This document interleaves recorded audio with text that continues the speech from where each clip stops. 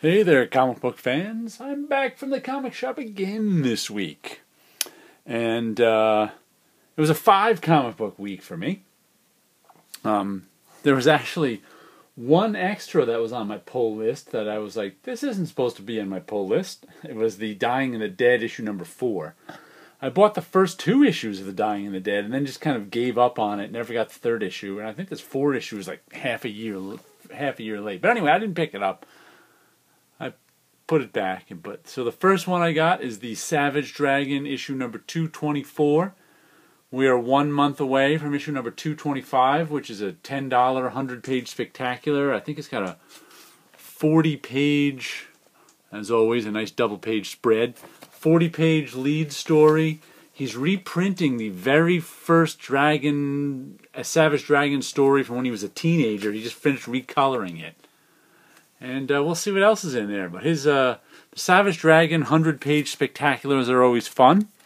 The regular issues are always fun too. So here we go. Issue number 224 as looks like their lives are shattering. I'm not sure what that cover means, but it's good stuff. And here we go with East of West number 33. Hickman, Dragata, and Martin. I think we've had all sorts of violence and betrayals recently as the end of the world starts happening. This is what this book is all about. The prophecies being fulfilled and the 4 horsemen returning and the end of the world. But everyone seems to have machinations going on and secrets, and they're taking the end of the world into stride. At least, we never get to see the regular people. These are all the leaders of various countries and factions.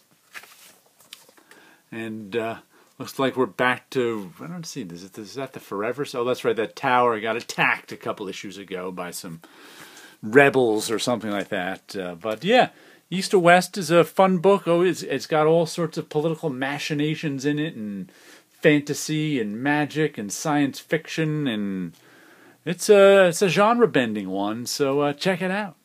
And next, we've got Department H, number 14. It's got the number and all those little, I don't know what they are. Is that a topographic map sort of thing? The numbers are always, it's always a wraparound cover, too. As our murder mystery continues. Also got a theme this week is a man standing next to a puddle, and we see his reflection in the puddle. Matt and Charlene Kint doing an excellent job, as always. This is all the stuff that I think isn't going to be found in the trade. All the end papers and technical drawings and things like that are just for the comic. He did the same thing with Mind Management, only there were some shorter strips in Mind Management too. But they're down at the bottom of the sea in this, I don't know, sea lab thing that's falling apart on them now, and there's a murderer among them, and there's also now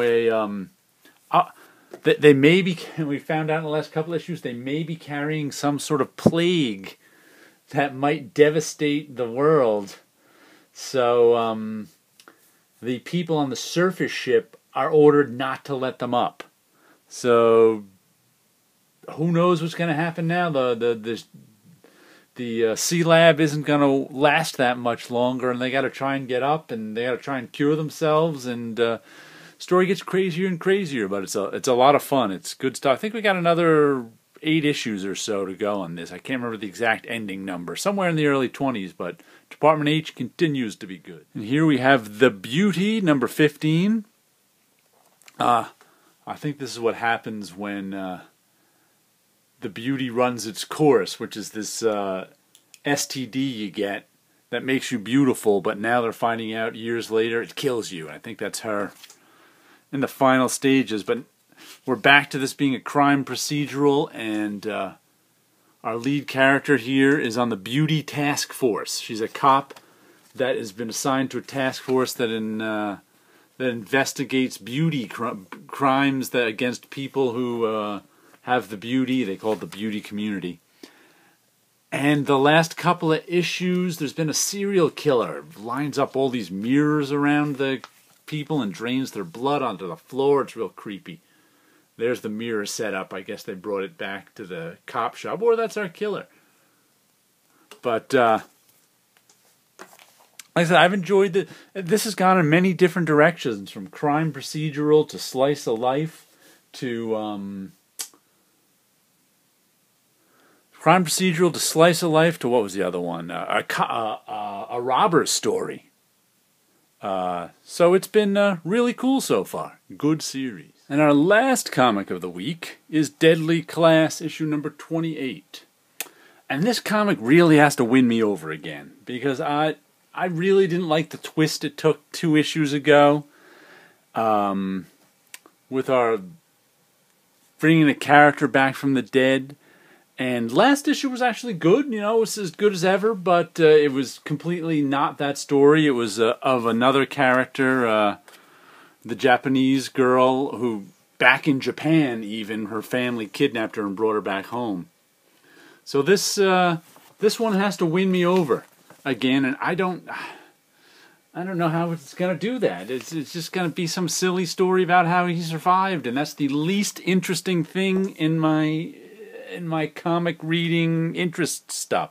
You know how I've always ran into, I always hear like a lot of people who read Marvel or DC comics, they say, so they kill someone or do some crazy twist, and they're like, I want to see how they get out of this one.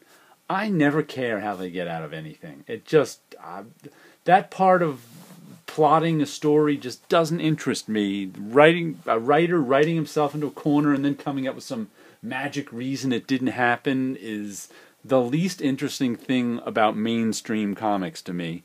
And that Deadly Class is now pulling that has really not sat well with me, but we'll see if this issue wins me back. And finally, we'll give you a look at some of my background art, which is these spontaneous Enigma Prism drawings, sketch covers I've been doing. They're all on, what is this? I think this is Invincible. I've been making sketch covers out of them. All those little faces in there. On these 25-cent Invincibles that I got from my local comic shop, who just gave them to me. And so I decided to make some sketch covers out of them on my own. Once again, I pull the staples, wrap some paper around them, and make my own drawing. I've made 4 of these ones lately, just because I've just kind of been in the mood to do this. As you can see, there's lots of interlocking shapes and lots of interlocking faces and small little thises and that's. Little guy standing up there. But anyway, there you go. Little something to look at. I also like them all together. They make one big visual cacophonous feast. Alright, you guys have a good week out there.